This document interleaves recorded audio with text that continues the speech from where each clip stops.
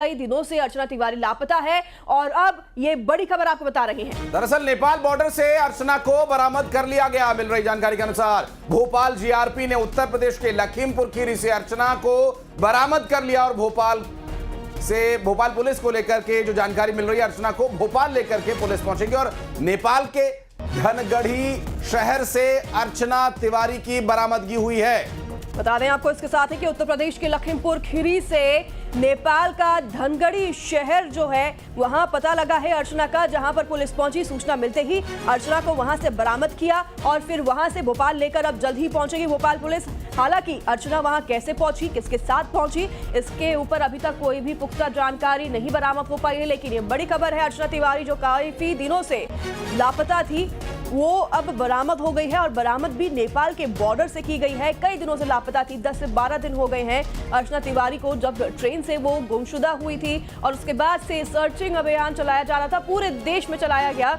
जब 9 दिन बाद भी अर्चना का कोई सुराग नहीं लगा तो उसके बाद अब भोपाल जीआरपी ने उत्तर प्रदेश के लखीमपुर खीरी से अर्चना को बरामद कर लिया है। भोपाल लेकर अब जल्द ही पुलिस पहुंचेगी। नेपाल के धनगढ़ी शहर से अर्चना तिवारी बरामद की गई है। काफी चुनौतीपूर्ण रहा और जिन सवालों का चित्र आप जिक्र कर रहे थे कि किन परिस्थितियों में अर्चना तिवारी यहां तक पहुंची और 10 से 12 दिन का समय गुजरा, परिवार के लोग इतने परेशान, प्रशासनिक स्तर पर इतनी चुनौतियां, अर्चना का कोई सुराग नहीं मिल रहा था और कई तरह की आशंकाएं परिवार के लोगों के मन में थी। हालांकि एक उम्मीद जरूर उन्हें बंधी हुई थी, लेकिन जो आपने प्रश्न किया वो यक्ष प्रश्न अब तक बना हुआ है कि आखिर धनगढ़ी तक कैसे पहुंची अर्चना, जिनकी अब बरामदगी हुई है और किन परिस्थितियों में वो वहां तक पहुंची हैं और जिस तरह के दावे परिवार की तरफ से किए जा रहे थे, क्या वो दावे अब सही साबित होता है। हालांकि अर्चना से पूछताछ के बाद ये स्थिति और स्पष्ट हो पाएगी आगे आने वाले समय में। बात करेंगे हमारे सहयोगी नारायण गुप्ता इस वक्त हमारे साथ जुड़ गए हैं, बात करेंगे उनसे। नारायण, 12 से ज्यादा दिन का समय गुजरा, परिवार परेशान, प्रशासन के लिए एक बड़ी चुनौती, उसके बाद जाकर किसी तरह से अर्चना की बरामदगी हो पाई। परिवार की तरफ से क्या प्रतिक्रिया आई, क्या बातचीत हुई परिवार से अर्चना की? से पूरा मामला सामने आया। 7 तारीख से करीबन 13 दिन बीतते हैं। 19 तारीख को शाम को खुशखबरी आती कि अर्चना मिल गई है, सुरक्षित है। यूपी के लखीमपुर जो इलाका है वहां से वो दस्तयाब की जाती है। ये पूरे मामले को लेकर जब परिजनों से बात की जाती है तो परिजन काफ़ी खुश हैं, चूँकि बेटी सुरक्षित मिली है, चूँकि इनके द्वारा लगातार कहीं पुलिस की शरण ली जाती है, कहीं आध्यात्मिक की और अखंड महामृत्युंजय मंत्र कराया जाता है। इन तमाम जितने भी कोशिशें रही, इन तमाम अलग अलग तरीके से इन्होंने प्रयास किए ताकि उनकी बेटी सुरक्षित मिले।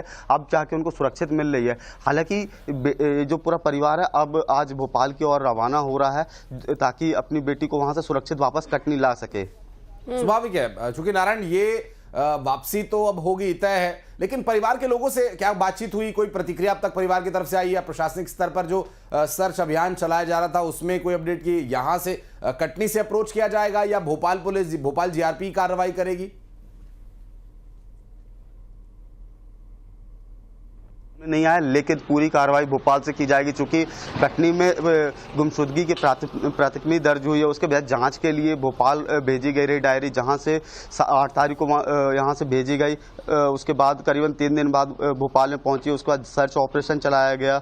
नदी हो, सड़क हो, जंगल हो या जो भी प्रमुख शहर हो, फिर नर्मदापुरम, जबलपुर, अलग अलग ठिकानों में पुलिस दबिश दी है। उसके बाद तब जाकर अब पता चल सका है कि अर्चना सुरक्षित है और नेपाल बॉर्डर से उसे सुरक्षित भोपाल लाया जा रहा है। स्वाभाविक रूप से ये जो पूरा ऑपरेशन चला चित्रा, इसमें एक बड़ी चुनौती ढूंढना, तलाश करना, उन साक्ष्यों को जुटाना एक बहुत बड़ी चुनौती था प्रशासनिक स्तर पर भी और परिवार के लिए भी काफी चिंता का समय, एक लंबा समय गुजरा है। बिल्कुल, भोपाल से हमारे साथ शैलेंद्र भदौरिया भी जुड़ गए हैं। शैलेंद्र का रुख करेंगे। शैलेंद्र, भोपाल जल्द ही पुलिस लेकर पहुंचने वाली है अर्चना को, लेकिन भोपाल में अब जब पहुंचेगी उसके बाद परिवार वाले भी क्या वहां पर मौजूद होंगे और किसी तरह से किसी का भी कोई संवाद हो पाया है?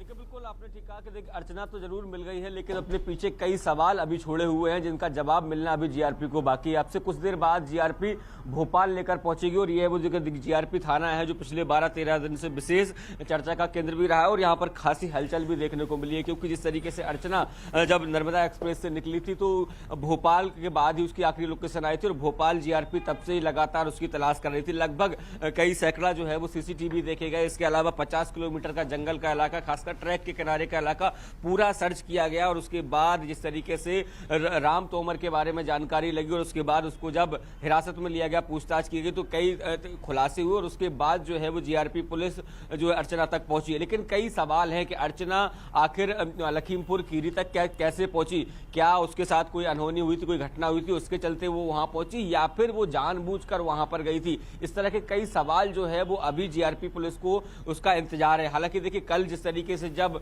ये बात सामने निकल कर आई थी कि अर्चना ने अपने परिवारजनों से बात की, उसके बाद जीआरपी एसपी हैं राहुल लोढ़ा, उनका साफ तौर पर कहना था कि जो अर्चना है वो पूरी तरीके से सुरक्षित है, जीआरपी के संपर्क में है, जल्दी उसको दस्तयाब कर लिया जाएगा। और जिस तरीके से देर रात तक ये खबर आई कि लखीमपुर खीरी जो नेपाल का बॉर्डर है वहां पर उसको बरामद किया गया है, तो अब बताया जा रहा है कि जीआरपी की टीम जो है वो वहां से उसको लेकर निकली और किसी भी वक्त राजधानी भोपाल के जीआरपी के जो थाने हैं वहां पर पहुंच सकती है और सारी पूछताछ जो है वो यहीं पर होगी, क्योंकि ये जानना बहुत जरूरी है कि आखिर ऐसा क्या घटनाक्रम रहा कि 12 से 14 दिन लगभग गुजर गए और अर्चना ने घर वालों से संपर्क नहीं किया और पुलिस को भी वो नहीं मिली, क्योंकि पहले कई तरह की आशंकाएं जाहिर की जा रही थी कि जहर खुरानी तो उसके साथ नहीं की गई है, कोई अनहोनी तो नहीं हुई और यही कारण है कि जीआरपी मध्य प्रदेश की टीम ने न केवल शैलेंद्र, और चूंकि पहले जब आपसे बातचीत हुई थी तो इस बात की भी चर्चा हुई थी कि इस तरह की कोई घटना यदि ट्रेन में घटी होती जिसमें कि अर्चना की रजामंदी नहीं थी, अगर ऐसा कुछ अनहोनी हुई होती तो जाहिर सी बात है किसी न किसी तरीके से ये बात जीआरपी तक पहुंचती। लेकिन अर्चना का इस तरह से अचानक मिसिंग होना और फिर अब इतना चुनौतीपूर्ण हो गया था ढूंढना, क्योंकि कोई साक्ष्य नहीं मिल रहे थे, कोई लिंक नहीं मिल रहा था। लखीमपुर खीरी से बरामदगी हुई है, इसलिए चलेंगे हमारे सहयोगी मनोज शर्मा के पास जो इस वक्त लखीमपुर खीरी से हमारे साथ जुड़े हुए हैं। मनोज, कब बरामदगी हुई, कब ये इंफॉर्मेशन मिली कि अर्चना मिल गई है? जीआरपी की टीम अभी इस वक्त कहां है? क्या वो लखीमपुर खीरी से रवाना हो गए? वहां पर क्या कुछ औपचारिकताएं की गई? फिर बिल्कुल, लखीमपुर खीरी का जो इंडो नेपाल बॉर्डर से जुड़ा हुआ इलाका है, जो धनखड़ी का शहर का इलाका है, वहां से अर्चना तिवारी को पुलिस ने, इंदौर पुलिस ने बरामद किया, जो भोपाल की जीआरपी पुलिस थी लोकल पुलिस के सहयोग से जो बॉर्डर के जो इलाके से उसको बरामद किया। अर्चना तिवारी लगातार 12 दिन से फरार चल रही थी, जो रक्षाबंधन से के लिए रक्षाबंधन पे इंदौर से कटनी के लिए नर्मदा एक्सप्रेस ट्रेन से चली थी, लेकिन 12 दिन से लगातार लापता चल रही थी। अर्चना एक मिस्ट्री बन गई थी, लगातार पुलिस उसको तलाश कर रही थी लेकिन तलाश नहीं मिल पाई थी। उसकी अंतिम लोकेशन दिल्ली में पाई गई थी, लेकिन उसके 12 घंटे बाद 12 से 14 घंटे के बाद बताया जा रहा है कि सूत्रों ने बताया है कि अर्चना तिवारी ने अपना जो इंस्टाग्राम आईडी को एक्सेस किया था अपने मोबाइल से। उसके बाद पुलिस को उसकी लोकेशन ट्रैक हुई है और उसके पुलिस ने जब अपने टीम को जब रवाना किया, जो गौरीपट्टा बॉर्डर का इलाका है वहां से अर्चना तिवारी को बरामद किया है। उसके बाद पुलिस जो भोपाल की जीआरपी पुलिस है वो उसको लेके लखीमपुर खीरी से लेके एक स्कॉर्पियो गाड़ी से कल रात को लगभग 7 बजे के आसपास यहाँ से रवाना हो गई थी और उसको भोपाल ले गई है। लेकिन जो 12 दिन की जो मिस्ट्री रही अर्चना बन गई थी, उसके जांच के पर्दे तभी खुलेंगे जब अर्चना से पूछताछ की जाएगी। अर्चना उनको बताएगी कि किस तरीके से वो भोपाल बिल्कुल मनोज, लेकिन सबसे बड़ी बात है कि लखीमपुर खीरी से मिली है अर्चना, किस अवस्था में मिली है, कहां मिली है, किसी के साथ मौजूद थी? क्योंकि इंस्टाग्राम एक्सेस वो कर रही थी, यानी कि इंस्टाग्राम तो वो चला रही थी, मोबाइल उसके पास था, तो क्या अपनी मर्जी से यहां पर पहुंची है? इसके बारे में कोई जानकारी आपके पास मनोज? बिल्कुल, जिस तरीके से जिस हालत में मिली है, जो जैसे सूत्र बता रहे हैं कि उसने इंस्टाग्राम आईडी को एक्सेस किया है और 29 साल की जो पढ़ी लिखी लड़की है, जो कानून की जानकार है, और उसका जो जांच कर रही थी लगातार, उसको जो पुलिस ट्रैक कर रही थी, ट्रैक नहीं कर पा रही थी।